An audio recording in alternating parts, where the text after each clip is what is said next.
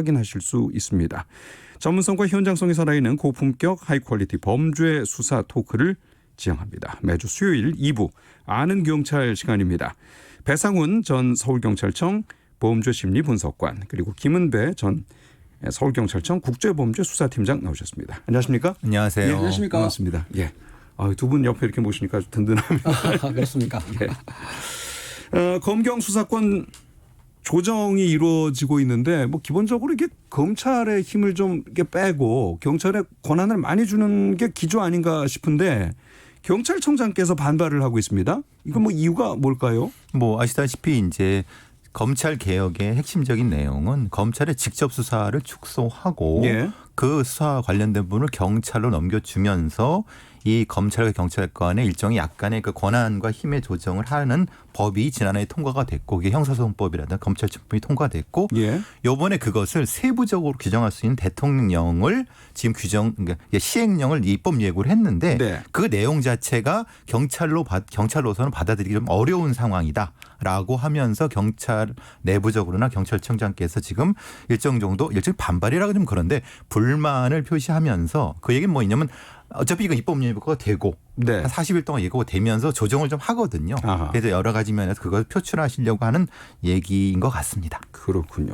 내용을 좀 보고 따져봐야 되지 않겠습니까? 예, 예. 이게 어떤 내용들이 있어서 그렇습니까? 이게 명령 단계인데. 예. 이 사항을 보게 되면 사실은 예. 검찰에서 이제 수사 종결권을 갖고 있다가 경찰도 일부 하고 있어요. 하고 예. 있는데 아마 그 경찰에서 이 내용을 보게 되면은 이번에 형사법 그 대통령 시행령을 우리 상호 협조해야 되는데 법무부 주관으로 단독으로 한 거예요.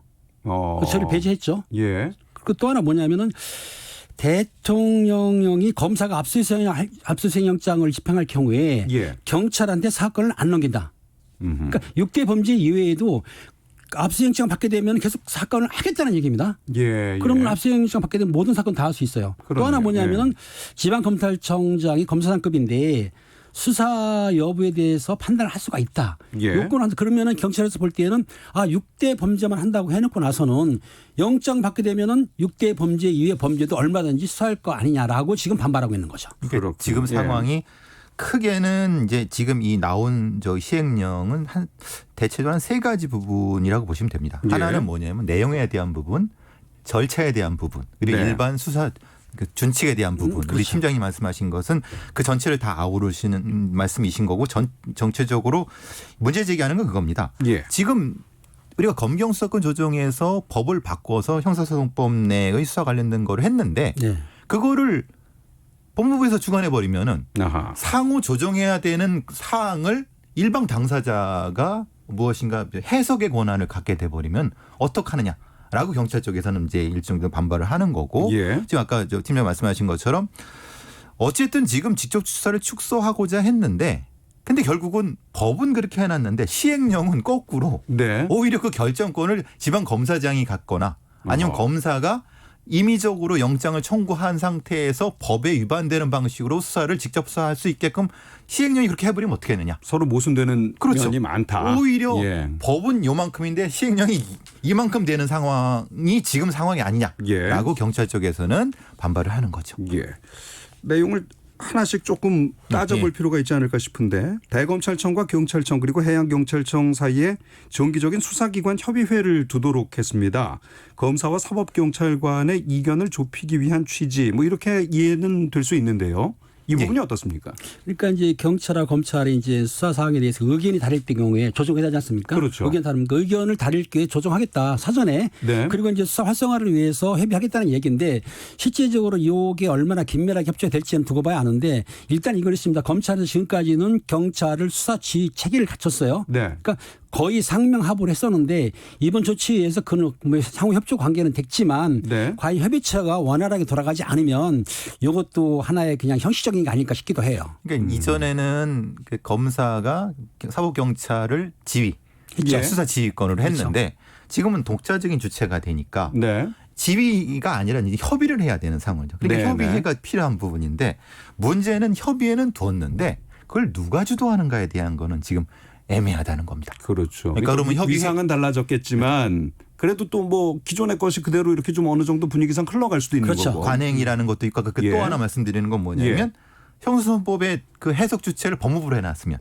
아하. 그럼 주도를 누가 합니까? 그렇죠. 법무부 이제 밑에 있는 검찰. 그렇죠. 예. 되는 거죠. 그러니까 이것이 악마가 아니냐라고 주장을 하는 거죠. 그러니까 경찰에서는 공동으로 증언하고 그렇죠. 상호 협력을 하자고 하는데 예. 주관 주체를 법무부에서 했기 때문에 경찰에서 반발하는 거죠. 그렇죠. 지금 요 얘기가 아까 말씀드린 형사소송법 대통령 주관부처와 연관되는 얘기가 되는 겁니다. 예.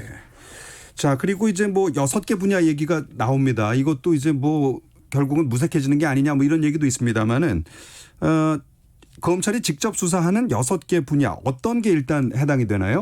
먼저 이제 부패 범죄가 있습니다. 예. 부범죄가 있고 그다음에 경제 범죄 또가 있고요. 그다음에 공직적 범죄 있지 않습니까? 네. 공직적 범죄는 사실은 4급 이상만 하게 돼 있어요. 예. 검사로 임명되면 4급이거든요. 아하. 그러니까 검사 수사를 경찰이 못 한다는 얘기죠. 쉽게 얘기해서. 예. 그렇잖아요. 거기 있고 또 선거사본 문제가 있고요. 그다음에 이제 방위사업 비리 같은 것도 이제 검찰이 하겠다. 네. 그리고 대형 참사를 하겠다고 했는데 여기에 문제된 게 뭐냐면 경제사범 수사에 마약 사건을 넣었어요. 마약 사건을. 경제 안에요. 예, 경제 범죄 안에 마약 네. 사건 수사를 넣고 그다음 대형 참사 안에 사이버 범죄 수사를 넣었기 때문에 실제적으로 지금 사이버 수사가 상당히 크지 않습니까? 네. 그리고 아시다시피 마약 범죄가 상당히 크고 사회 주변에 널리 있어요. 근데 그거를 검찰에서 직접 수사를 하겠다라는 소환이 들었기 때문에 지금 경찰에서는 그런 것 때문에 그럼 전체 수사하는 거 아니냐라고 지금 반발하고 있는 거죠. 예. 법에는 6대 범죄로 한정해놨다고 숫자는 해놨는데 그렇네요. 예, 예. 그걸 시행령을 까 보니까 각각의 범죄의 범주가 너무 큰 겁니다. 네. 그러니까 배보다 배꼽이 큰 상태가 된다는 거고 네. 우리가 생각해보면 경제범죄가 도대체 뭡니까? 다 경제범죄 아닌 범죄가 어디 있습니까? 어디 뭐 쉽게 하긴 뭐 말하면. 돈이 조금만 걸리면 다 그렇죠. 경제 예. 아니겠습니까? 그리고 예. 또 하나는 사이버 범죄 아닌 게 어디 있습니까? 이 예. 컴퓨터만 하면 사이버 범죄 아닙니까? 어허. 그러면 배보다 배꼽이 더 크다는 겁니다. 예. 그 상황을 시행령에서 좀 구체적으로 해야 되는데 네. 오히려 이게 엉망으로 만든 거 아니냐라는 불만이 경찰 쪽에 있는 거죠. 저는 진짜 몰랐네요. 이게 마약이 경제 예. 이 범위 안에 들어가고 그다음에 사이버 범죄가 대형 참사에 그러니까요. 들어가면 예. 이게 6개 분야로 뭘 줄여놓은 것 같은 느낌이 아닌데요. 오히려 근데 는 이게 거죠. 검찰에서 뭔 예. 얘기냐면 마약을 수출하고 판매하는 그러니까 수출하고 수입하는 업자를 처벌했다고 했는데 네. 실제로 마약은 땅에 떨어지는 게 아니에요. 예. 수입하고 수출하지 않습니까? 그러면은 수출업자를 잡게 되면 그를 판매한 사람 또 그 마약을 복용한 사람 연결되는데 네. 그렇다고 보면은 중간에 수사다 끊는다 이건 아니거든요. 그렇기 때문에 전체 수사가 가능하다는 얘기가 나오는 거죠. 예. 경찰에서 주장을 하는 거는 이 6개 분야 뭐 지금 또 따져봤더니 이것도 문제가 많습니다만은 검찰이 직접 수사를 뭐 좀 넘어서서도 할 수 있는 뭐 독소 조항이라든지 이런 게 좀 많이 있다 이렇게 지금 경찰에서 보고 있는 것 같아요. 예, 아까 팀장님 말씀하신 것처럼 영장 청구에 대한 부분. 그러니까 예. 지금 법에 규정된 거 외에 다른 어떤 파생된 범죄라든가 아니면 예. 직접 고소된 범죄에서 영장을 검찰이 법원에 청구할 네. 때 예. 그 범죄는 아무리 법에 규정돼 있다 하더라도 검찰이 직접 한다는 겁니다. 그러면 직접 수사 안 할 수 있는 범죄가 어딨냐? 라는 논리적 모순이 생긴다고 반발하고 있는 거죠. 예. 참, 어떻게 또 이거 해야 되나 모르겠네요. 이게 경찰청장께서 이게 좀 많이 말씀을 하실 그 근거들이 있었군요. 그러니까. 왜냐하면 현장 경찰들이라든가 현장 예. 수사관들은 지금 반발이 심합니다. 왜냐하면 실제로 지금 이 검찰의 직접 수사를 축소하겠다고 네. 했는데 아니 실제로 보니까 축소된 게 뭐냐? 라고 하는 방식의 현장 경찰들의 반발이 심하니까 그렇습니다. 현장 경찰들이 보기에 사실상 우리가 임의수사하고 강제수사가 있는데 네. 임의수사라는 건 임의적으로 하는 거 강제수사를 하게 되면은 말씀드린 대로 영장 청구할 때에 압수수색 영장이라는 거는 계좌 추적하려면 영장이 있어야 돼요. 네. 통신 추적하려면 영장이 있어야 돼요. 네. 그걸 우리는 신청만 할 뿐이고 검사가 법원에 청구를 하는데 네. 검사를 통해서 한단 말이에요. 그런데 그렇다고 한다면 검사가 다른 생각을 갖고 압수영장 받은 다음에 우리를 배제하고 수사하게 되면은 수사할 수가 없다. 근데 알다시피 지금 강제 수사 아닌 것이 뭐가 있겠습니까? 예. 왜냐하면 수사할 때 본인들 피해자나 그 피고소인들이 자진해서 자기 증거를 내놓는다? 이거 힘든 얘기거든요. 그렇죠. 제가 수사받겠습니다. 그러고 나오는 피의자가 어디 있겠습니까? 그렇죠. 자기 증거를 내놓지 않고요. 그러니까 예. 우리가 영장을 받아야 되는데 압수수색 영장을 그걸 예. 처분하는데 그것도 우리가 청구 못해요. 예. 검사를 통해서 해야 되는데도 불구하고 그 자기들이 압수영장 받은 걸 계속 수사하겠다? 원래는 이첩을 해야 되거든요. 저희한테. 예. 근데 안 하고 수사하겠다는 그런 취지인 거죠. 이게. 네. 이첩을 강제할 수 있는 조항이 없다는 없죠. 겁니다. 그러니까 아하. 경찰은 검찰에 강제할 수 있는 조항이 있는데 검찰은 경찰에 법에 규정된 대로 이첩을 할 수 있다라고만 돼 있기 때문에 할 수 있다고 하는 건 안 해도 된다는 거지 않습니까?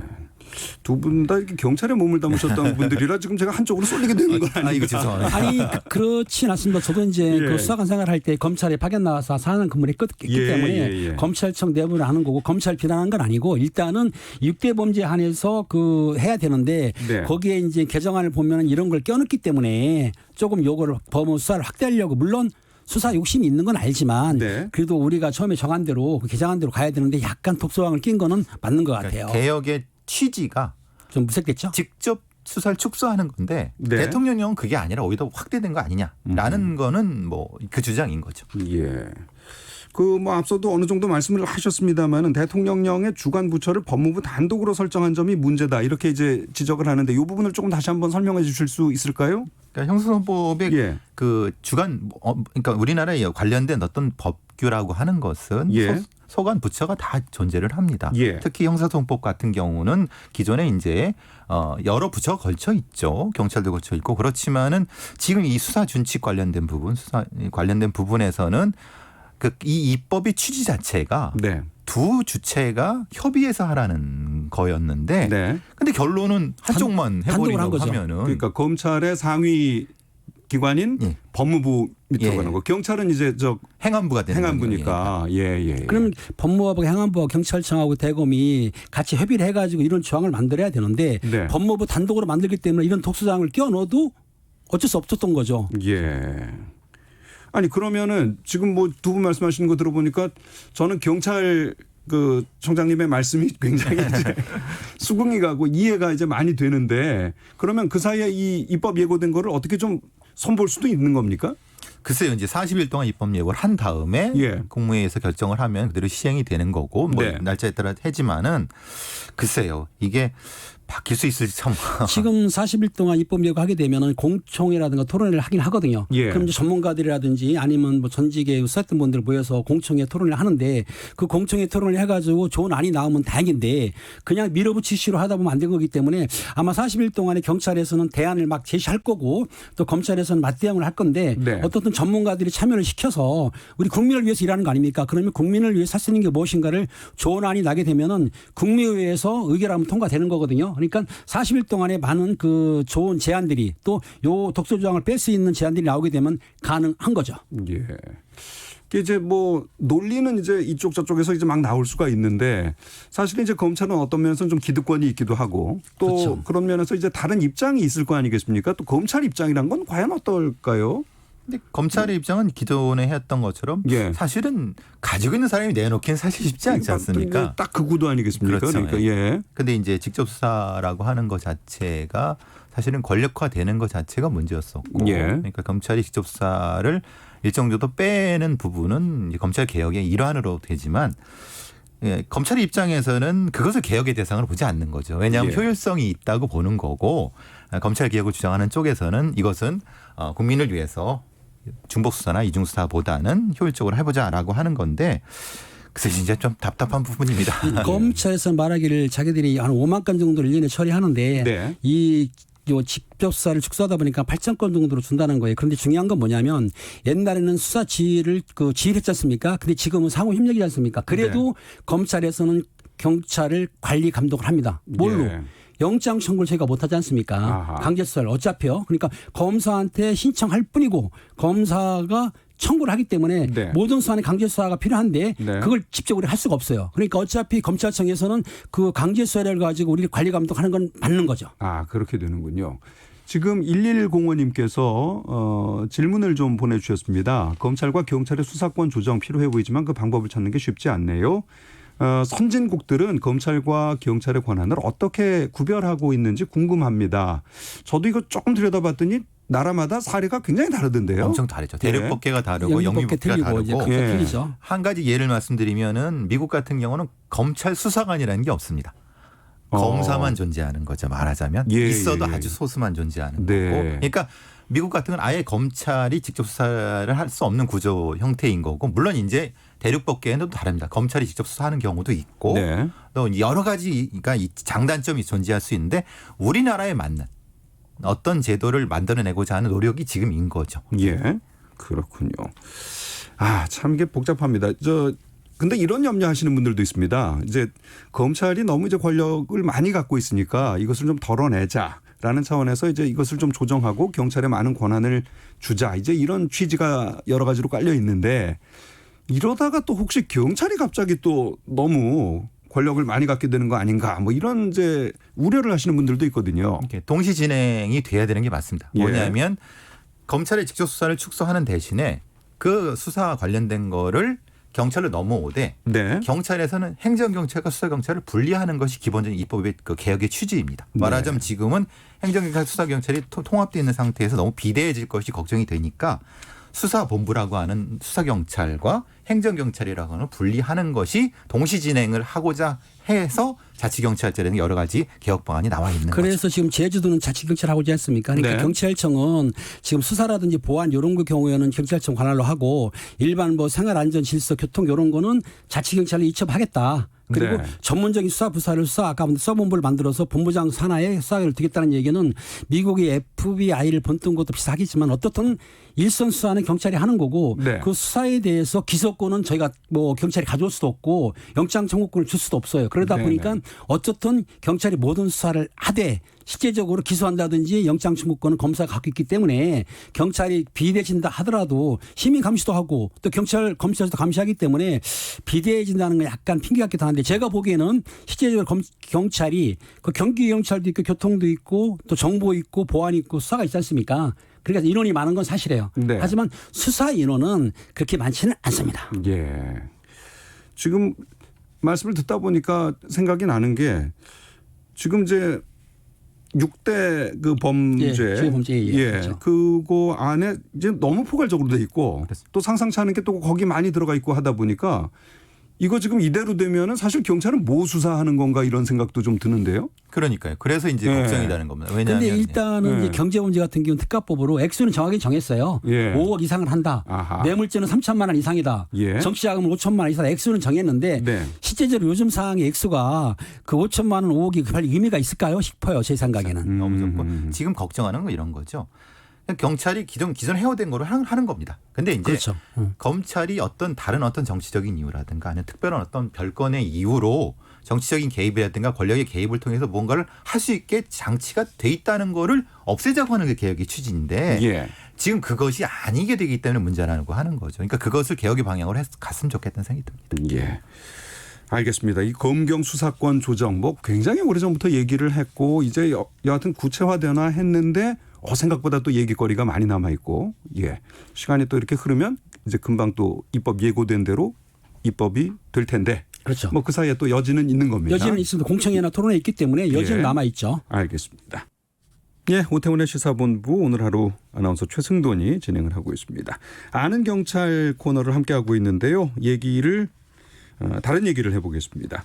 최근 화제의 재판이 있었습니다. 95억 원 사망보험이 들어있는 아내를 숨지게 한 혐의로 재판에 넘겨졌던 남편. 아내는 만삭이었고요. 같이 차를 타고 있다가 났던 사고가 과연 사고가 난 건지 사고를 낸 건지 고의 여부가 이제 쟁점이었습니다. 법원에서 네 번째 선고가 나왔습니다. 6년 동안 이제 그 무죄 혹은 무기징역 이렇게 왔다 갔다 하다가 결국은 금고 2년이 나왔습니다. 자세히 얘기를 좀 살펴보겠습니다. 정리를 하긴 했는데 이게 이제 또 기간도 길고 왔다 갔다 해서 좀 복잡합니다. 이거 다시 한번 정리를 좀 해주시면 어떻게 될까요? 이게? 그렇습니다. 2014년 8월 23일 날 네. 오전 3시 새벽이죠. 새벽 네. 3시에 경부고속도로 그 하행선입니다. 천안 나들목 쪽에서 승합차가 그 갓길에 서 있는 화물차를 충돌을 했습니다. 예. 그런데 그 차 안에는 두 명이 타 있었어요. 네. 하나는 남편, 하나는 아내인데 그 아내라는 분이 그 캄보디아인이지만 사실 크메르인이죠. 그 24살 먹은 여성이 만삭의 여성이에요. 네. 그 여성이 옆에서 안전벨트를 안 매고 누워 있었는데 충돌하는 바람에 그만 사망을 했습니다. 사망을 하고 남편은 가볍게 부상만 입었어요. 예. 근데 그걸로 끝나는 줄 알았는데 어느 보험 아마 그 조사원 조사다 보니까 네. 그 사망 보험금이 무려 95억을 받게 된 거예요. 어허. 그래서 다시 재조사를 시작된 거죠. 예. 그러다 보니까 1심에서는 무죄가 났고 2심에서는 유죄가 났고 대법원에서 갔는데 파기환송을 한 거예요. 이번에. 네. 그러니까 이제 그 2심에서 다시 요거를 파기환송한 그 무죄를 바꿀 수는 없으니까 네. 그 다른 이제 공사실이 있습니다. 그걸 가지고 말한 대로 치사로 해가지고 금고 인용을 선고를 하면서 법정 구속을 한 거죠. 보험 살인은 무죄. 네. 그리고 그렇죠. 교통사고 치사는 유죄. 유죄. 금고 그래서 인정. 그게 금고 인용. 된 거죠. 예. 정리가 분명하게 된 것 같습니다. 예, 그러니까 이제 원래는 그냥 졸음운전으로 일어난 끝나려고 할 건데 예, 그냥 사고인데 보험금이 95억 원? 그렇죠. 이건 좀 뭔가 예, 이렇게 돼서 이제 조사가 시작이 됐고 결국은 이제 재판을 여러 번 받게 되고 그런 거죠. 결과는 이렇게 나오고요. 예. 아니 95억 원 보험금을 어떻게 받을 수 있게 이게 쉽게 할 수가 없지 않습니까? 근데 사실 좀 이게 좀 모호한 게 예. 여러 가지 이제 재판 중에 나왔던 사실은 예. 처음에는 한 60억 정도였었는데 그 뒤에 이제 두세 달 사고 나기 두세 달 전에 집중적으로 30억짜리를 더 가입했다. 추가로 했다. 그러니까 원체적으로는 그동안 그 결혼한 이후에 아이도 있었다고 합니다. 그때 한 60억 정도 되는 것을 들고 그 뒤에 사고 나기 두세 달 전에 30억을 더 추가했던 부분인데 네. 그러면은 실제로 보험료 납부해야 될 보험료가 수백만 원이 넘는 그렇죠. 거죠. 예. 그러니까 뭐 보통 한 400만 원 된다고 하는데 네. 아니 그걸 벌기도 힘든데 한 달에 그렇죠. 그런데 이걸 보험료로 낼 수 있는 거 그러니까 너무 이건 고의적 아니냐라는 이제 문제 제기가 나왔던 부분인 거죠. 근데 이제 그 남편의 주장은 그겁니다. 예. 아니다. 나는 훨씬 더 벌이가 좋다. 왜냐하면 내는 700만 원을 번다, 1000만 원을 번다, 어떤 주장은 또 2천만 원을 번다. 그러니까 내 총 수입이 한 달 수입이 더 많기 때문에 400만 원 별거 아니다. 라고 이제 재판 중에서 이게 여러 가지 항변이 있었던 것 같습니다. 이제 정확한 부분은 최소한 어느 정도까지 수백만 원의 수입이 있었던 건 맞는 것 같다. 근데 그게 꼭 이게 400만 원이 적냐 맞냐 이 부분은 또 논란이 되는 거죠. 그렇죠. 보험 사기로 보게 되면은 보험금을 과다하게 넣은 건 사실이지만 그 사람의 능력은 가능하다고 봤고 보험금 95억 중에 54억 정도는 한 번에 받는 건 아니고 네. 순차적으로 나눠서 받고 그 95억 나오는 돈이 내가 갖는 건 아니다. 그런 상속자한테도 또 나가니까 법정 상속이나 나가기 때문에 나눠가는 것이다. 그렇기 때문에 법원에서는 그걸 중시해 가지고 아마 대법원에서 무죄를 내린 것 같아요. 예. 애초에는 사건화되지 않았던 것을 검찰이 결국은 이제 사건화를 하고 예. 기소까지 했던 이제 검찰의 얘기는 이제 어떤 겁니까? 그러니까 이제 이건 동기가 명확하다라고 하는 거죠. 예. 왜냐하면 근데 문제는 동기는 명확했는데 왜냐하면 지금 상식적이지 않지 않습니까? 그렇죠. 그죠? 예. 근데 문제는 이게 초기에 이 상황 되게 돼갖고 포렌식이 제대로 돼갖고 뭔가가 됐다고 하면은 더 많은 증거가 나올 수 있었는데 네. 처음에는 단순한 교통치사로 돼버렸기 때문에 아하. 부검이라든가 아니면 증거 취득 부분에서 부검을 못했죠. 못했습니다. 그러니까 돌아가신 분의 부검의 문제가 뭐냐 이게 왜 못한 게 문제가 되냐면 예. 만약에 실제로 수면제를 강제로 먹였다고 하면 그 얘기가 좀 있긴 있었던 것 그렇죠. 같은데. 예, 말하자면 예. 강제로 먹였다고 하면 이거 명확한 증거가 나올 수가 있는데 네. 지금 여기서 나오는 숙면 유도제라고 하는 것은 네. 그 차량의 유리 벽면에 튄 피 입자국을 포렌식한 것일 뿐이지 직접 부검을 한 건 아닙니다. 그러니까 이분은 돌아가신 다음에 바로 화장을 했기 때문에 네. 증거가 직접적 증거도 또 못 취득한 부분인 거죠. 그런데 그 피가 뭐 난데없는 사람 거겠습니까? 아니 그건 아니죠. 예. 피해자의 그 사망하신 분이 피는 맞는데 네. 그걸 감정을 해보니까 국가서에서 해보니까 네. 거기에 수면 유도제가 들어있는데 예. 그 수면 유도제 성분이 과연 태아라든가 만삭 부인이니까 네네. 태아라든가 그 아내분이 그걸 먹는다 해가지고 크게 효과 즉 치명적인 거 아니다. 그리고 아하. 일부에서는 그 남편분도 그 수면 유도제 성분이 나왔기 때문에 예. 이 수면 유도제 성분으로 인해 가지고는 범죄 고유를 볼 수가 없다는 게 대법원 판단이죠. 정확한 것은 수면 유도제가 아니라 그 일부의 성분이 혈액에 있다는 겁니다. 그러니까 이것은 이렇게 볼 수도 있고 저렇게 볼 수도 있는 거죠. 그러니까 수면제를 먹여갖고 혈액에 나올 수도 있는 거지만 네. 다른 약물로 먹어도 유도돼갖고 나올 수도 있기 때문에 그게 이제 지금 이 사건에서 결정적으로 이제 무죄가 나온 부분일 수 있다는 겁니다. 왜냐하면 증거가 없는데 어떻게 할 거냐. 증거가 그렇죠. 없다고 하면 예. 피고인 유리한 걸로 갈 수밖에 없는 증거가 거죠. 없는데 또 이제 어떻게 할 수는 없는 그렇죠. 거죠. 예. 예.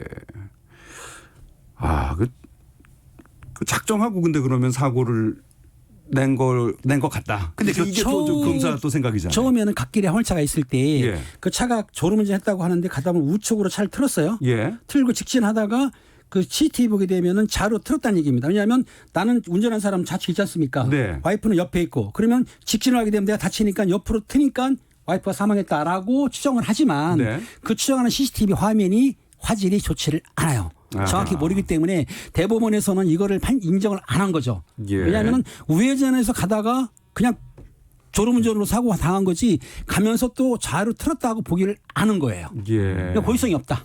그러니까 여러 가지 정황상 의심할 수 있는 요소는 많지만 객관적인 사람이 물증이 없고 예. 증거가 없는 거네요. 증거도 하여간에. 없고 본인도 부인을 했고 예. 끝까지 부인하는 거죠. 예. 자백 안 하고. 그러니까는 대법원에서는 여러 가지 수면 유지라든지 차 운전 방향 뭐 보험 드는 거 모든 건 의심은 가지만 객관적인 증거로 볼 때에는 아 요게 의심은 가지만 처벌할 수 없다. 뭐 우리가 문제가 네. 의심스러울 때는 피고인한테 유리하게 돼 있어요. 그러니까 그렇군요. 의심만 하고는 처벌할 수가 없기 때문에 대법원에서도 고육지책으로 그냥 무죄 파기환송을 한 거죠. 예. 그러면 이 사람이 이제 보험금 받습니까? 근데 이것도 논란이 되는 것은 그렇죠. 보험금을 주는 건 보험사가 줘야 되는 건데 네. 보험사가 못 주겠다. 왜냐하면 형사적으로는 무죄일지 모르지만은 민사적으로는 한번 다퉈보자라고 해서 지금 다 소송이 걸려 있는 상태라고 합니다. 아, 이게 이제 민사에서 결정이 되는 그렇죠. 거군요. 민사 결정인데. 보험은 민사에서 지급을 하니까 예. 만약 그 보험이 사기성이 있다 그러면 지급을 안 하죠. 아, 그러면 형사적으로 이렇게 판결이 났는데도 불구하고 민사적으로는 이것이 이제 충분히 의심도 다시 하고 뭐 이렇게 되면서 그래서 일종의 사회성이 존재한다고 민사 판사님이 하면은 고의적으로 위에 사회성이 존재한다고 하면은 예. 지급을 안 할 수 있는 그러니까 거죠. 그게 판례적으로 옛날에 그 의자매 독살 사건 있지 않습니까? 거기에 예. 독초로 해가지고 의자매를 죽인 다음에 보험금 27억 수령을 했는데 네. 그 당시에 유죄 받았다고 또 무죄가 났어요. 네. 그런데도 민사에는 그 보험금을 받지를 못했습니다. 전례가 있기 때문에 이런 전례를 해서 보험회사에서는 직업을 지금 누리고 뭐 안 주려고 하는 거죠. 쉽게 얘기해서. 네. 지금 뭐 여러 가지 이제 문자가 오고 있는데 아무래도 좀 의심이 되는 요인들이 많다. 이런 얘기가 있고 고의성이 좀 있지 않았느냐 뭐 이런 얘기를 좀 해주시는 분들이 있어요. 그래서 뭐 최소한 보험금 지급은 좀 안 돼야 되지 않겠냐 뭐 이런 이제 의견도 오고 있습니다. 근데 형사적으로 예. 무죄는 지금 일단 판결은 났습니다. 이거는 이제 돌이킬 수가 없는 것 돌이킬 수는 아니겠습니까? 아니 대법원 예. 제한구가 있긴 있는데요. 예. 있긴 있지만은 대법원에서 파기환송원 사건을 이 건에 대해서 네. 무죄 사건은 못하고 아마 지금 말한 대로 치사 고건에 대해서만큼은 인정할 수 있기 때문에 뒤집기는 힘들 것 같아요. 그렇군요. 예. 화제가 됐던 사건에 대해서 좀 더 심층적으로 알아봤습니다. 야, 여러 가지 참 요소가 있습니다. 예. 아는 경찰 계신 게 얼마나 인생에 편하고 든든한지 모르죠. 아는 경찰 오늘 함께했습니다. 배상훈 전 서울경찰청 보험조심리 분석관 그리고 김은배 전 서울경찰청 국제범죄수사팀장과 함께했습니다. 오늘 고맙습니다. 감사합니다. 네.